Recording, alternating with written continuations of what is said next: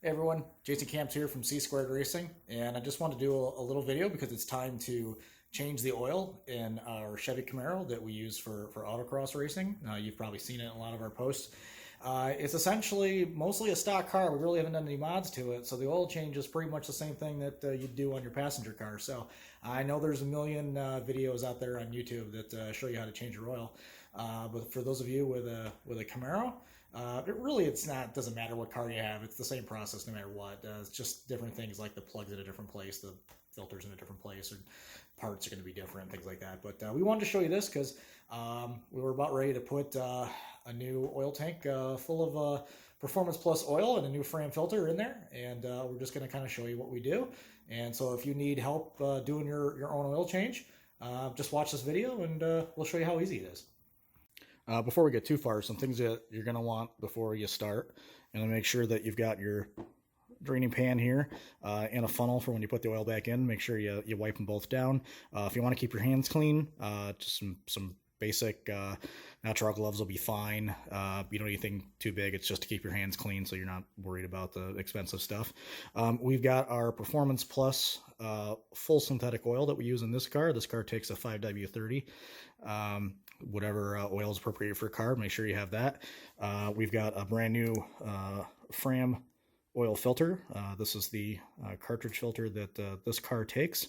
You can go to fram.com and just type in your car information. They'll tell you which filter you need. And then from the same people that make Performance Plus oil, our friends at safety-kleen, you can also get these really great pig wipers. These are really great for absorbing of any oil that you spill. So if you can get some of those, have some of those on hand. If you don't have those, you can have some shop towels around, even some regular paper towels. But these pig wipers are designed specifically to get things like oil up off the ground, so you don't have any big stains in your garage floor, things like that. So make sure you have all this ready before you start. You don't want to get halfway through the job and realize that you're missing something you need.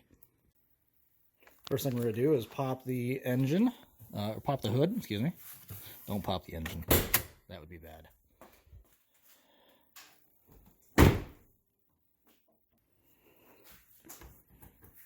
Try to do this one-handed.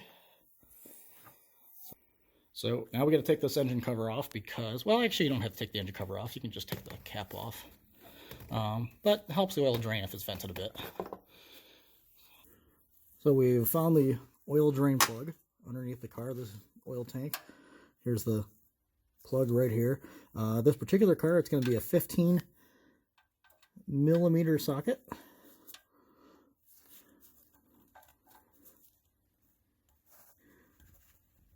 Shouldn't take a lot to loosen it. From here you can just do it by hand. Now if you haven't driven the car a while, sometimes you can run it for a little bit to get the engine a little warm. This car has been driven. I'm doing this after I drove it for about a half an hour, so it actually might be a little hot. So you definitely want to be careful not to burn yourself. I used to work in a kitchen, so I'm used to hot things burning my arm, but I can tell just from feeling this that it's still pretty warm, so definitely I'm going to see if I can be very careful about this.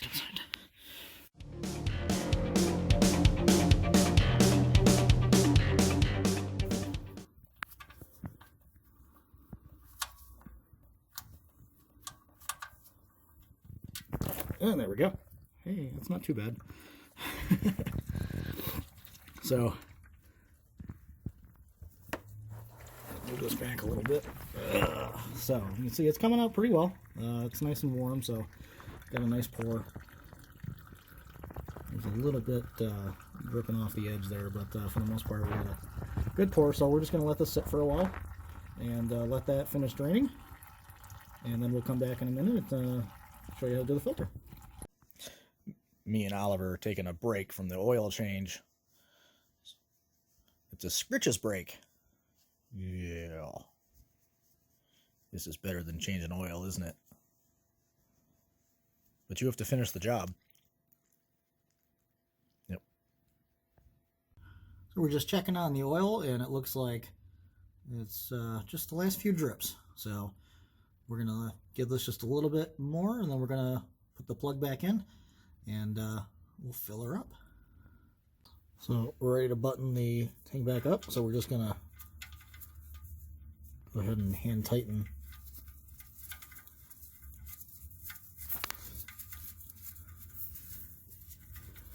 the plug back in, and then grab our wrench. And we're not gonna go too tight.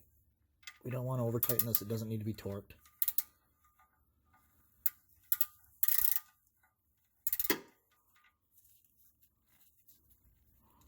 It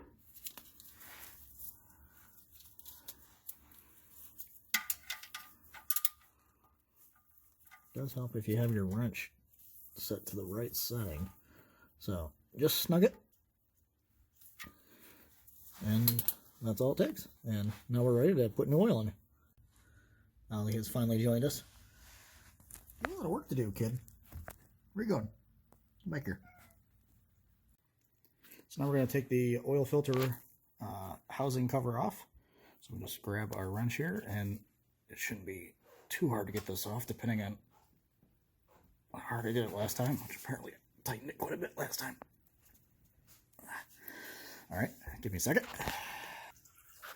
Okay, I needed a more persuasive wrench, but we got it. Now, when we loosen this, that also lets more air into the system, so you'll actually hear some additional oil draining down below, so you can kind of hear it trickling now. But we're about ready to plug her back up again, just letting the last little bit come out. So this is also still a little bit warm. Be careful, because as I said, our engine was running recently. So expect everything under here to be kind of hot.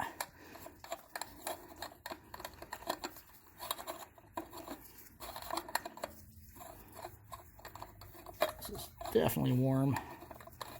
So I'm being kind of gentle with it.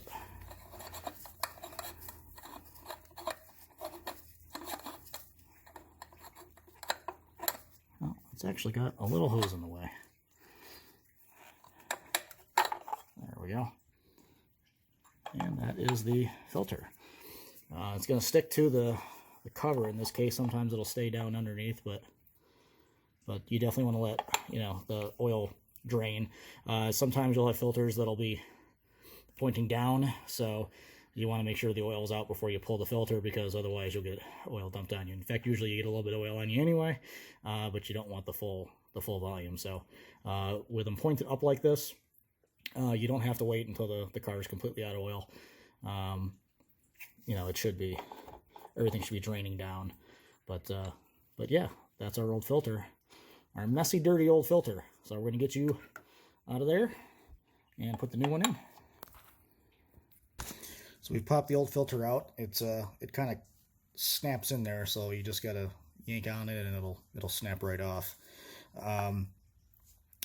Normally if I could pull the drain pan out, there's a little place to put your filter so that you can let the oil drain out of the filter. That's still draining a little bit, so we're just gonna put it on this pig wipe here. So I said they're great because they'll drain onto this and it'll absorb it. It won't leave stains on your garage floor. As you can see, my garage floor already has a lot of stains. So maybe it doesn't matter, but it's always best not to spill oil if you don't need to. It's for the environment and all. Now, one of the things you got to do here is you see this little O-ring right here. We're going to have to peel that off. So I'm going to take a little screwdriver and hey, look who's here. It's Oliver. Oliver, are you going to help me change the oil? And pull your weight for once? No? Okay. All right. I guess I have to go back to work. I'm just going to take a little screwdriver and kind of pop that off. And then the new oil filter will come with a new O-ring. And we're going to take that O-ring and put a little bit of the fresh oil on it and then put it back on here when we put the new filter in. So this is what the inside looks like. There will be a little bit of trapped oil, so it doesn't hurt to just let that sit a little bit and drain out. You can see that where the circle is, there's some will come out of that. So just that little extra bit of nasty old oil that you can get out of your engine. All right, actually, before we put the new oil in, we want to make sure we put our new filter in. So we've got the new filter element here. See, it's much different appearance, nice and clean. And in the package, you're going to get something like this. Looks like it's got some instructions in it. You know what you're doing. You don't need those, right? We're going to tell you what to do. But the important thing in here is this O-ring that's kind of wadded up and Not really looking like an O-ring right now, but that's the O-ring that's going to go on the cap that we removed. This guy. It's going to go around the threads, and we've got to get that lubricated up with some fresh oil. So here we've got our fresh batch of Performance Plus motor oil, 5W30 weight. So we're just going to kind of stick our finger in here. I'm trying to do this one-handed. Might make a mess here doing this, but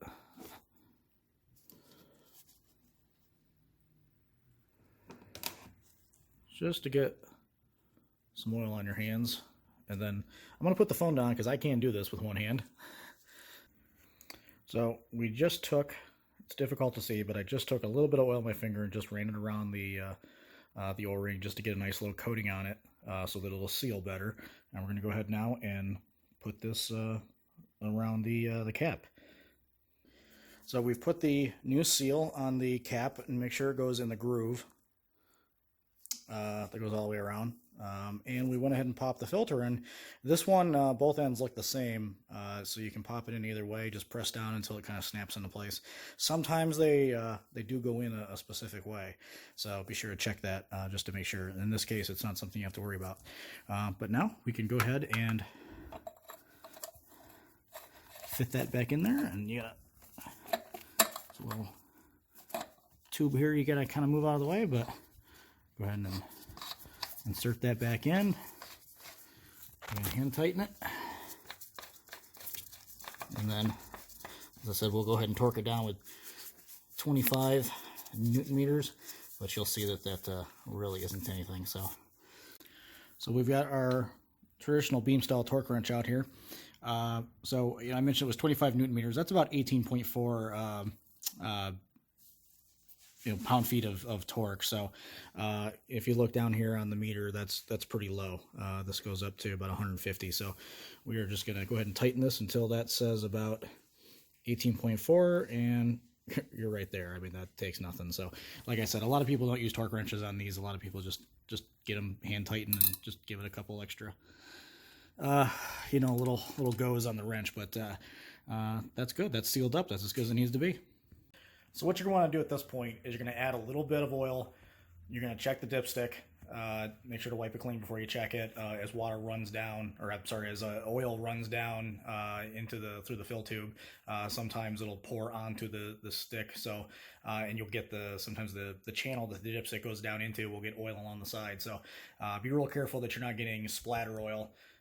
Make sure you clean the dipstick off each time that you read it, but check that. Just add a little bit at a time. Check the dipstick, add a little more, check the dipstick, and do it till you're in the range that the dipstick calls for. So it's just a little iterative process. Don't add too much at one time, because if you overfill, it's a big problem. You're going to have to drain some of it out, and you don't want to do that. So just take it slow, and it shouldn't take too long. So now we've got the plug back in place underneath the car. We've got the filter replaced and the cap down tight, so the system should be sealed except for the fill cap on top. We're going to put our funnel here to make sure we don't spill anything, and we're going to go ahead and we're going to start with these 5 quarts. This car is going to take a little bit more than that, so we should be able to just pour this whole thing in.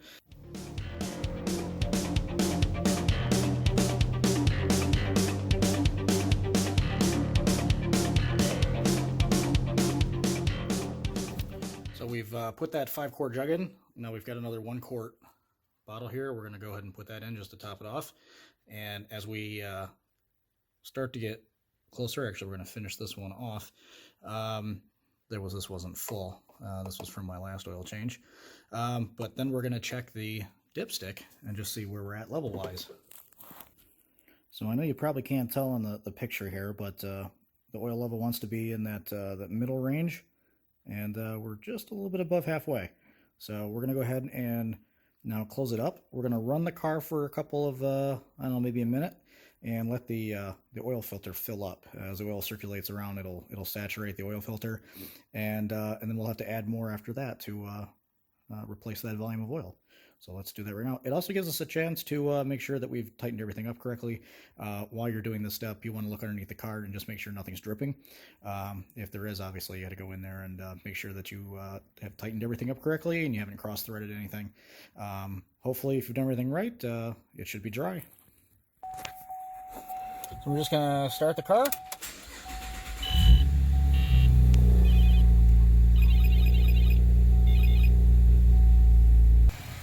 It's always a good idea just to make sure that your garage door isn't completely shut while you're doing this. I know it doesn't seem like you're running the car very long, but the gases will build up, so make sure that you at least crack the garage door. As we're doing this, it's kind of cold outside here in Indiana, but we are going to take a look underneath the car.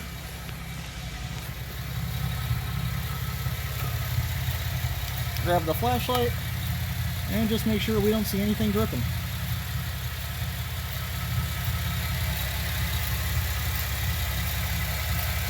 And it looks good.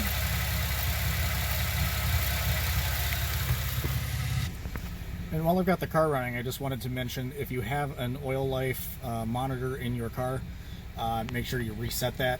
Sometimes there's a process you have to do with the pumping the pedal or something like that. In this case, it's pretty easy. I just have to press the reset button that's on the knob here to the left, the turn signal knob. There's a little button on the end of it. I just hit that button and it resets it back to 100%. It's important to do that so that you don't keep getting the change your oil error. You do not need to go to a, if you're capable of doing your own oil change, you're capable of resetting this, don't drive around with your air light constantly yelling at you and then have to go to a mechanic and have somebody turn it off for you. It's in the manual, it tells you how to do it. Just check the manual for your car and make sure you reset that. And well, now we're gonna turn the car off and finish our oil change.